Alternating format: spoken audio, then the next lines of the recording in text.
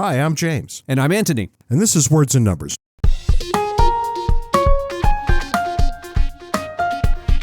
Brought to you by the fine people at CACI, the Center for American Culture and Ideas. Ants, what's new and exciting in your world this week? I guess this almost qualifies as foolishness. Donald Trump has tweeted, quote, "The Republican Party will use its best efforts to eliminate daylight savings time, which has a small but strong constituency, but shouldn't." This is the guy who appointed a commission to cut trillions, not billions, trillions of dollars from the federal budget. And now is saying they'll use their best efforts. They'll do what they can.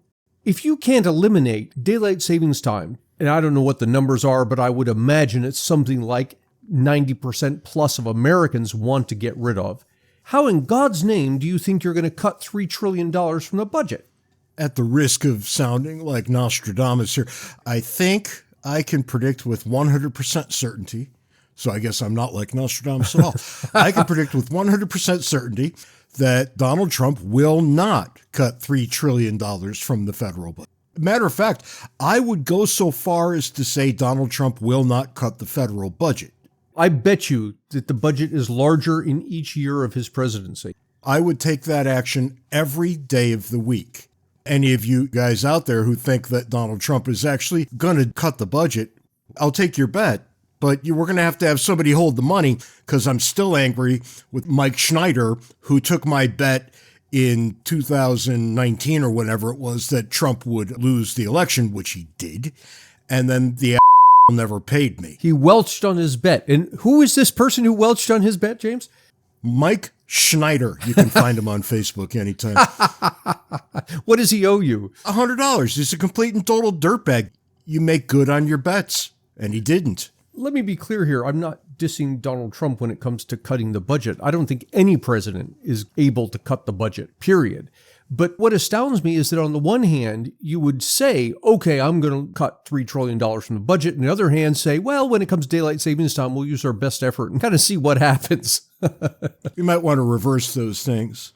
It's not going to happen in the next 4 years. I would take that bet every day of the week. But going back to daylight savings time, which the older I get, the more I dislike it. It started in the United States in 1918. The United States was following several other countries that had done this as a wartime effort to save electricity. So you shift the daylight so that you have maximum daylight during the most productive hours. There have been a number of studies, and I haven't read the studies, but I've seen references to them, saying that the energy savings from daylight savings time are at best negligible.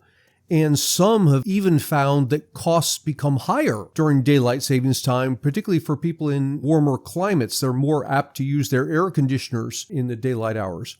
You're here in Arizona. You don't have daylight savings time. How does it work out for you? Terribly. Absolutely terribly, because I have meetings with people all over the country.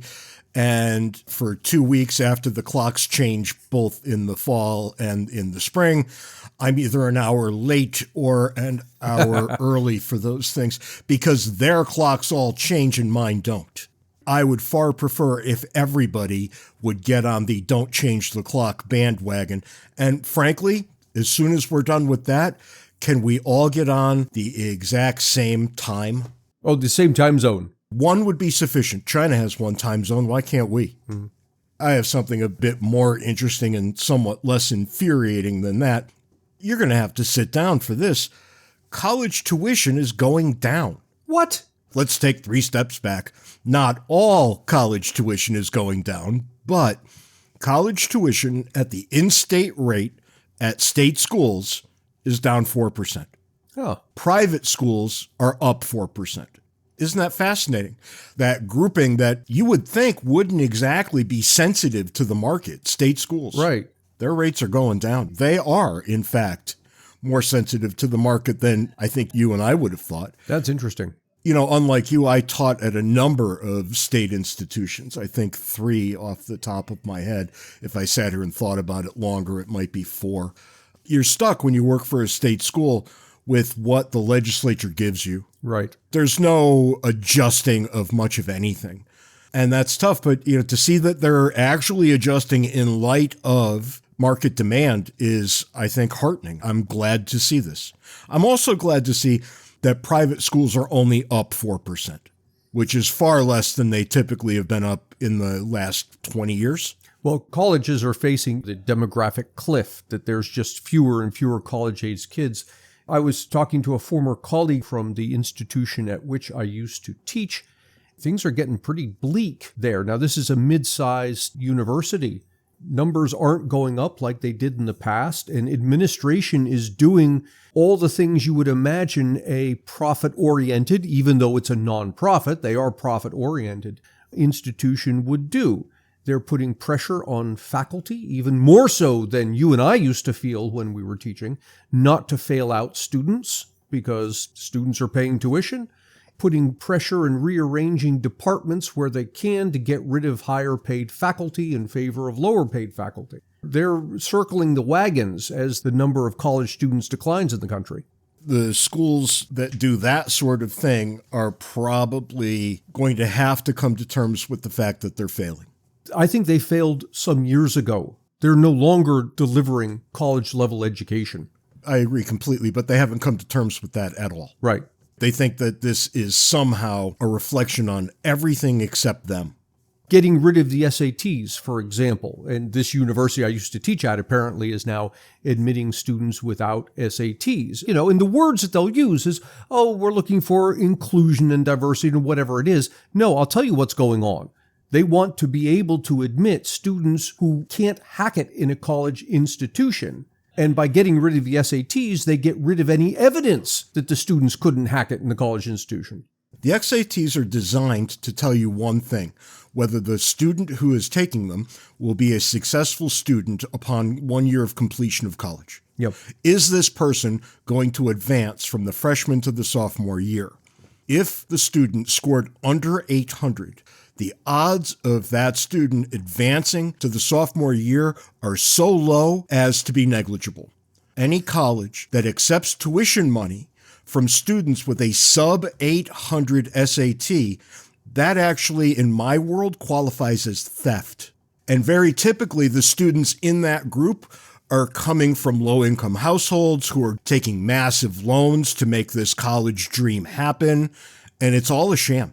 Think back to 2008 when, after the housing crash, people got so mad, and understandably so, at banks that had extended mortgages to people that the banks knew could not afford to repay the mortgages. This is exactly what's going on with universities. They're admitting people who they know can't succeed. Why? They want their tuition money. This brings us to the foolishness of the week. I thought for a while today when this thing passed my gaze as I trolled around looking for the dumbest thing that happened all week long. And it occurred to me, as I landed on one story that our good friends at MSN ran, that Matt Gaetz has never been the foolishness of the week. That is my recollection. Is it your recollection as well? I don't recall you ever mentioning him. Matt Gaetz was one of the biggest dirtbags in all of the House of Representatives, which is really saying something. I mean, that's like saying he's the filthiest in all of Vegas. This is quite an accomplishment. Donald Trump, in the only example that I can think of that might be illustrative of him playing 4D chess instead of eating the checkers, nominated Matt Gaetz to be Secretary of State. Now, Matt Gaetz is a gigantic dirtbag. And why do I keep saying that? Well, there's tremendous evidence that he paid 17-year-old girls, or at least a 17-year-old girl, to have sexual relations with him. 17. I can't wait to get all the hate mail saying that he was misrepresented. When Trump nominated him to be Secretary of State, he actually left the House. He resigned. And then everybody came crashing down on him saying, you can't be Secretary of State. You're too big a dirtbag even in 2024 for that kind of job. So he had to withdraw his name from that too. But he's given up his seat. When? He gave up his seat in Congress and he doesn't get to be Secretary of State. Except now he's utterly convinced he could be governor of Florida. How dirty do you have to be before you go hide your head in shame? For one-stop shopping for all things James and Ant, visit our website, wordsandnumbers.org. We give a special shout out to our Patreon sponsors who help us keep the lights on. If you'd like to contribute, go to patreon.com/wordsandnumbers. We got a question via X. Does anybody just say X rather than X formerly known as Twitter? I just say Twitter. Well, we got a note. This person by the handle Solidoge, Solidoge. Solidoge asks, Sir, I was wondering if you'd be willing to provide some perspective on the claim that the economy was doing well under the Biden administration. The administration's numbers about real wage growth matching inflation seem genuine, yet polls show that inflation was people's primary concern. That's a softball. That is such a softball. Well, it's an interesting question because it gets a bit complicated. I went and pulled data on the three big things that people look at: economic growth, unemployment, inflation. Oh, and by the way, there's a thing that some people talk about called the misery index. The misery index is unemployment plus inflation. So we've got four things: economic growth, unemployment, inflation, and misery index. And I looked at it for Trump and Biden and for comparison, Obama. So we've got Obama's 8 years, we've got Trump, we've got Biden. And for Trump and Biden, I mean, what do you do here with COVID? I looked at all the Trump years, all the Biden years, and then I looked at Trump minus 2020, because you could argue that, you shouldn't blame COVID on Trump. But then if you're going to do that, you got to do the same with Biden. Yeah, that's right. It is complicated. You can do that for Trump. You can't really do that for Biden. Yeah, Biden is more complicated because you can knock out 2021 for Biden like you knocked out 2020 for Trump. But then you got the problem of the inflation that was due to what was going on in 2020 and 2021 hit in 2022. So you can knock out 2021 and 2022 for Biden, but then you're down to only 2 years for Biden, right? So I've got all kinds of numbers here to look at. The bottom line here is kind of interesting. Economic growth and unemployment across the board was worse under Obama. Doesn't matter whether you include COVID or take COVID out for Biden and Trump. Biden and Trump both score better on economic growth and unemployment than did Obama. Let me make this more complicated for you. Was there any fundamental difference in the 8 years that Obama had? So to say were years 2 and 3 really good, but all the other years not? Was the first term better than the second? Anything you can notice there? Yeah, that's a good question. I didn't do that, but I will point out that Obama took office. His first year was 2009. So we did have that problem of tail end of that recession. And I'm just going to quickly do it here because I've got the computer in front of me. If I wipe out from Obama's years, 2009, what's he look like? A little bit better, but not markedly so. And looking back on it, the people who are old enough to have been adults in 2008 and throughout the COVID years, and that's not going to be our entire audience, but it's going to be a big chunk of it. People who were adults then will know intuitively that recession, that period around that recession, was not nearly as bad as what we ended up with around COVID. Yeah, it was, I would say, longer lived. We were dealing with the ramifications of that for about 10 years. But it was, not as bad as what we saw at COVID. And there was a group of people for whom it would have been much, much worse. And those were people who would have been upside down in their mortgages. Yeah. Right. That group of people paid terribly during that period of time. But let's go back to the Trump-Biden. Now we've established that kind of across the board, well, with the exception of inflation. Inflation was far better under Obama than either Biden or Trump. Sure. But given that, let's look at all of the Trump years, all of the Biden years. And if you look at that, what you find is that the economy grew better under Biden than it did under Trump. Unemployment was lower under Biden than it was under Trump. Inflation was much higher under Biden than it was under Trump. So when you combine unemployment and inflation, the misery index was actually much better under Trump than it was under Biden. Right. But we got to keep pointing out that there's really not much of a way to get COVID inflation out of Biden's numbers. Not without eliminating Biden's entirely, right? Yeah. That's right. And I think you can legitimately make the case that you shouldn't. I'm sympathetic to that point of view. But if you make that case, you also have to make the case that that inflation was triggered by things the Trump administration did. Right. Yes. Right.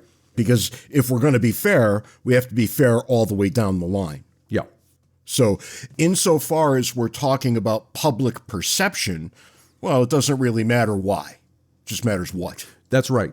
So let me go to the opposite extreme and take out 2020 from Trump and take out both 2021 and 2022 from Biden. So I'm going to give everybody the maximum benefit of the doubt here. The biggest free pass everybody can The biggest free possibly pass get. for both of them, yeah. And if you do that, you find the economy grew at about the same rate under Trump versus Biden. It was a little bit faster under Biden, 2.9% versus 2.8% for Trump, but roughly the same.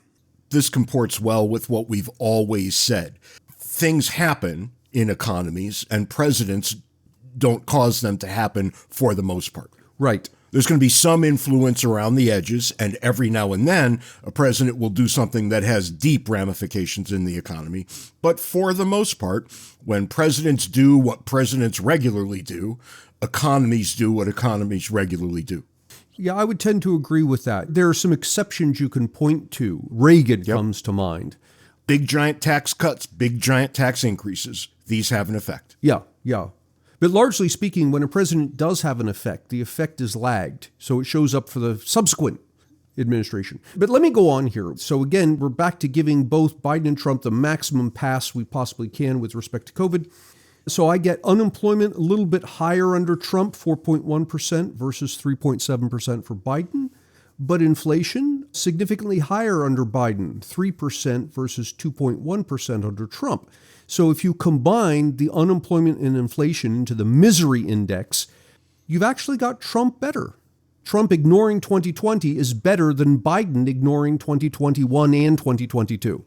Yeah, not terribly surprising. I don't think that the ramifications, and let's just call it the Trump stimulus, maybe that would be a good way to just kind of grab together all of the various payments that went out to people for not doing anything, right?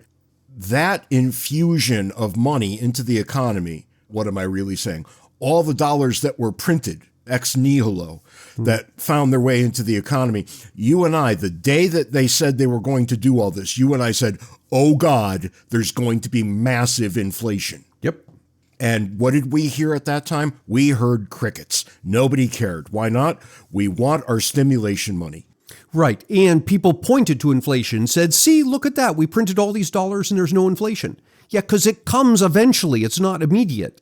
That's right. And for all of those on the right who said, oh, Trump was great. He took care of the economy and he gave us all this money. And we said, careful, inflation is coming.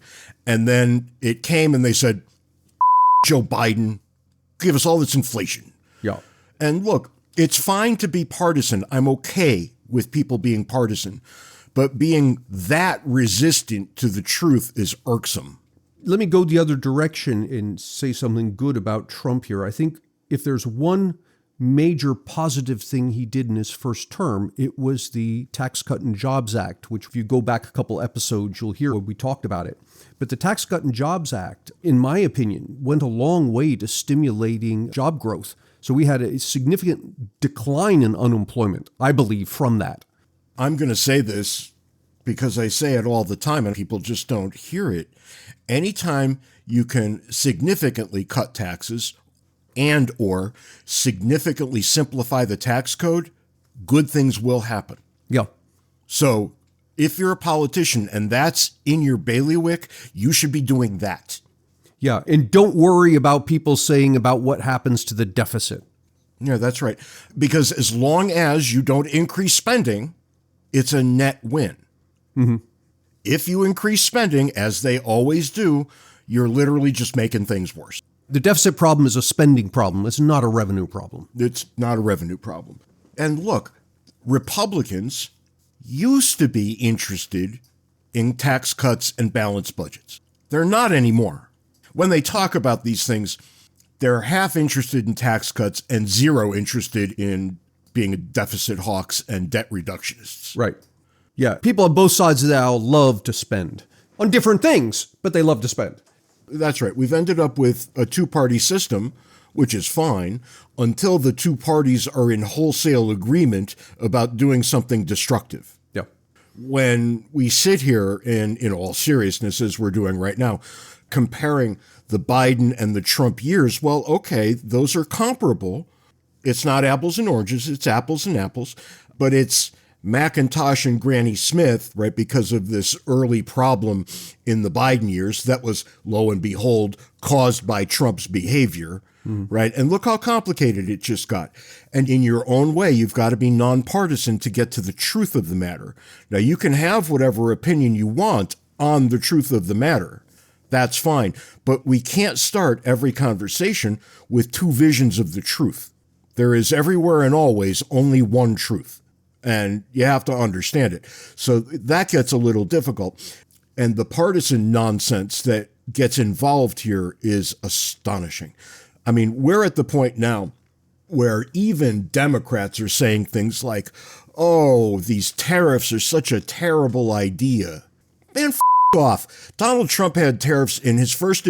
No, don't laugh. Donald Trump had tariffs in his first administration. They were a terrible idea then. They didn't get rolled back under Biden. Mm-hmm. Biden kept them all in place. Were they terrible under Biden? No, for some reason, Democrats thought they were great ideas then. This is idiotic. Things are either good ideas or they're not, regardless of who comes up with them. Right. Right. I mean, this is just asinine. Well, you saw the same thing with the border wall. People on the left were giving Trump all kinds of business about the border wall. Biden comes along, and it's not only Biden, but he had, at least for the first couple of years, a Democratic Congress, and the border wall kept going up. I don't know the intricacies of the border wall. I can just tell you that it didn't get built in some, right? You can go to the border where I live and take a look. There's no wall. There's a border crossing with a little wall, but 2 miles down the road, there's nothing but wide open space. You can walk right through. Nobody's going to stop you. Yeah, but the wide open space is not because Biden tore down a wall that Trump built. Right. No, it's because you can't build a wall that's 2,000 miles long and get it done in any reasonable amount of time. Yeah, and here's the thing. I'm not arguing for or against the wall. I'm pointing out the hypocrisy that people will say the wall is bad under one president and not say anything about it under the other. But the hypocrisy, Ant, is so much worse than that. Because you might remember, I certainly do, Democrats, both elected and in the citizenry, howling about families that were broken up and children in cages at the border. Remember all that? Right. Literally, not one part of that changed under the Biden administration. Where were all the howling leftists then? Right. Because if broken up families and children in cages are wrong simply, it's wrong when your bastard does it too. Mm-hmm. You see that same problem with the fellow whose name I can't recall, who was CEO of health insurance. Was it United? Yes, you absolutely do see it. People bending over backwards to say, well, more murder maybe isn't bad in this situation. I mean, come on. It's either wrong or it isn't. Oh, Ant, it's so much worse than that. The only time the left in this country is not anti-gun and in favor of sweeping gun control is when a CEO gets shot in the back. Mm-hmm. Somehow, that's okay. That doesn't trigger their standard response. That didn't occur to me till you just mentioned it. But nowhere did I see the standard anti-gun stuff being rolled out. And why would you? Yeah. Why would you? I mean, this is just ridiculous. And I'm made to feel like a pariah when I stand up and say something crazy like, you know what? Murder is wrong. We ought not tolerate that sort of behavior. How did we get here? Look, I have United Healthcare. I have complained repeatedly about United Healthcare. United Healthcare denies all of my claims all of the time. And their goal is very clearly to get me to the point where I become so discouraged, I stop asking. Right. That is clearly their business tactic. And that's disgusting. And they shouldn't do that. And they should be made to pay for that. That doesn't mean you shoot their CEO in the back. Mm-hmm. as he walks down the street. I mean, would it be acceptable to those on the left if we went around and shot in the back the CEOs of cereal companies who load our children up with sugar at breakfast? Would that be acceptable? If not, why not? Is that not a bad thing? Well, what's the dividing line between bad things that we can kill people over and bad things we can't kill people over? We've decided here that murder is not to happen. And if you have a legitimate problem with someone, well, hopefully there are other more fruitful ways to address those. And in the interest of remaining nonpartisan here, you've picked on the left several times, and rightly so, but the right does it as well. Anytime there's a bombing of an abortion clinic, where are the people on the right saying murder is wrong? Yeah, that's right. All human life is sacred. Yeah. Except those people who are in that building or happen to be walking by at the wrong time. So it doesn't matter whether you lean left, lean right, whatever your principles are, hold to them, but hold to them under all circumstances, not simply the circumstances that justify whatever ends you want. I'm going to give you a problem about that nonsense you just accused me of only picking on the left here. I have been picking on the right so much lately that the pro-Trump people are creating a wing in their museum dedicated to the things I have said. So, I mean, look, when you're an honest person and a smart person and a well-educated person, you should be able to set all of your own biases aside. Do I have biases? Absolutely, I do. But I can step back. I can ask, am I playing fair with the truth around this issue? Am I seeing all sides properly? And that might seem like an idiotic thing to say, but that's the cost of living in a republic. And if you don't have enough people who can live and behave that way, you won't have a republic for much longer. Yep. You'll get demagogue after demagogue after demagogue, and take a good long look at the people on both sides of our political aisle right now and ask yourself, are you seeing thoughtful leaders who take into account all of the evidence to arrive at conclusions? Or are you seeing demagogues who whip up their base in order to buy their votes and then govern like a pack of lunatics? And I'm here to tell you, you get the latter all the time. And that's all the time we've got this week on Words and Numbers. Until next time, send us email, wordsandnumberspodcast@gmail.com. Try to be nice to one person who doesn't deserve it. Till next week, can't take it easy. See you next week, James.